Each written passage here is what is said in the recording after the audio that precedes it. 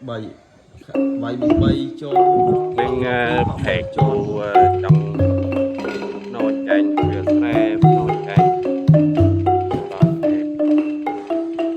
sập phố bay cho anh đây thẹt một lại nên thẹt thẹt buồn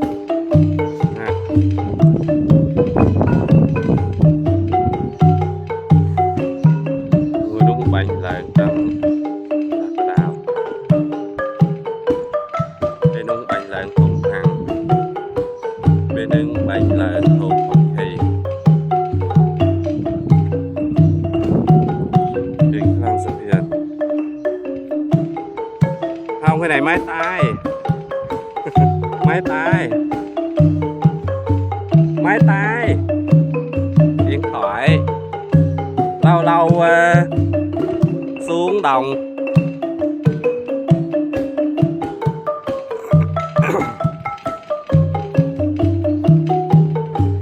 chứ là mất máy đặc đại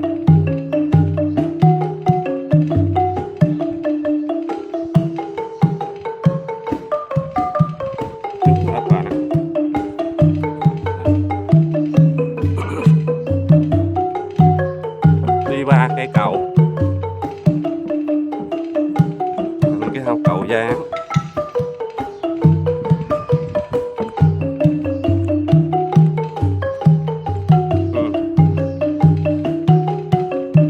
lâu nó vào tạm lâu nó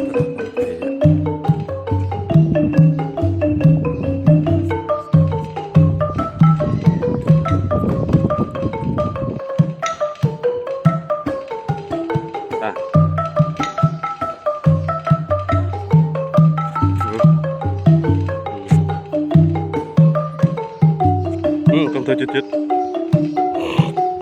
đúng con vịt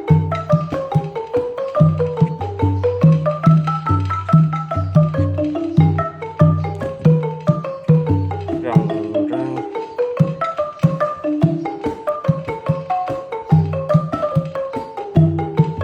thì chỗ này là mai mốt người ta xây cái đường đi thẳng về tới dòng vậy luôn à.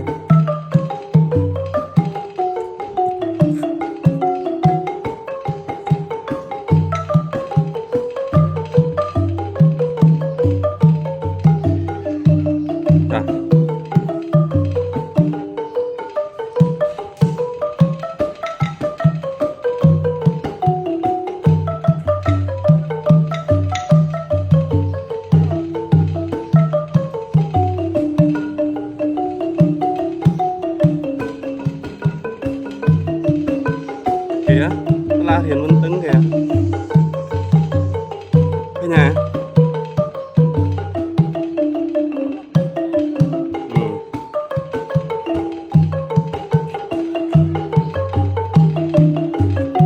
Hello các bạn, đây là cánh đồng ở vùng quê, ruộng lúa mênh mông bạt ngàn xanh tươi những con kênh nước trong veo dẫn nước ngọt về cho đồng ruộng. Và đây là trên bờ kênh là người ta chuẩn bị là một con đường nhựa.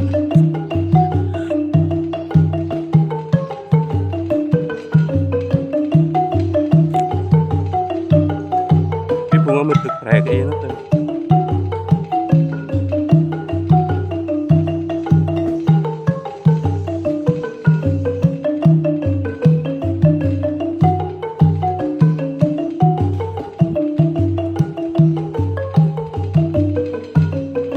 rau dền, cây màu đỏ.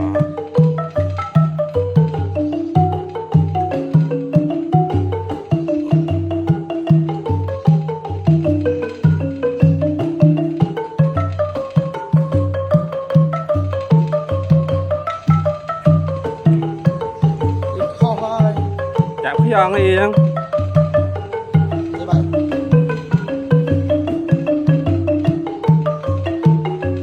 Chạp giòn cái chạp rỉ. Đây nè bạn chờ nè. Lá lên hồ ấy phía nào? Đây là bạn đi bắt cá. giờ bọt pi tròn mà Bạn chưa tung được hả? nói thường tục tin thường ai ta Cá gì vậy? giờ lắm nó không bọt kia hồ nó chứ bạn mà Thấy mấy nước lợn ha.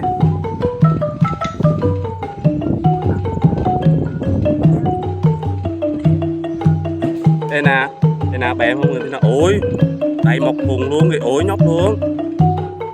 Đâu quay lại chỗ này. Ôi đây là cá lau kiến. Một thùng luôn. Tha không hơi không chứ mình không support cho linh chừng. Các bạn muốn ăn cá lau kiến thì qua mò kênh này kênh Khang Dòng Tranh dắt đứng thang mò đi là ngọ đi.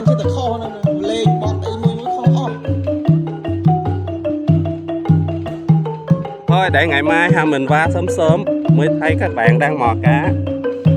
Nó mình trời mình kỳ đang tiết tập lên chơi đừng khó các bạn bắt được cá rồi các bạn đem về chắc này chiều tối rồi đem về nấu ăn.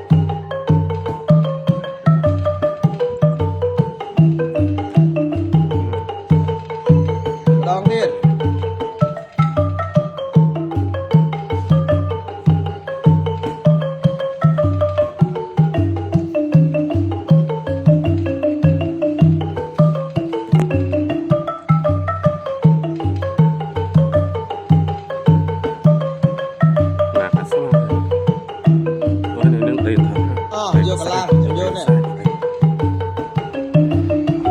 đinh chặt tục đinh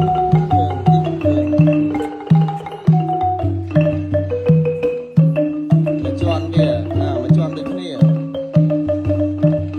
mà sao mà đau tiết ai bay thao tí mũi tao mà đau luôn các bạn giờ tôi đúng không đàm giờ tôi đó chặt ở đây rồi anh sẽ phô tạ to đúng không con đường xếp nhà thầy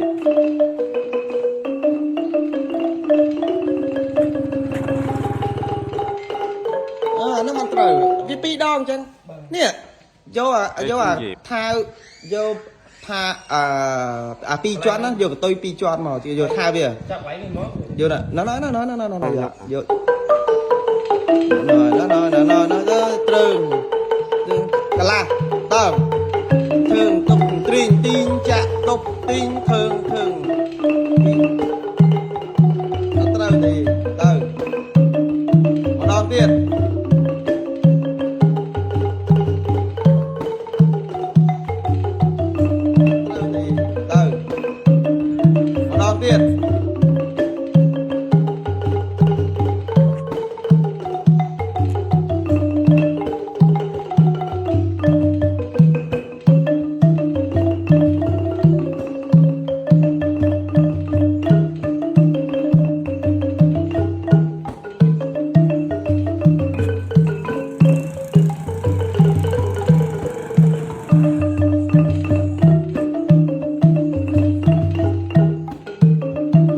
lươn từ từ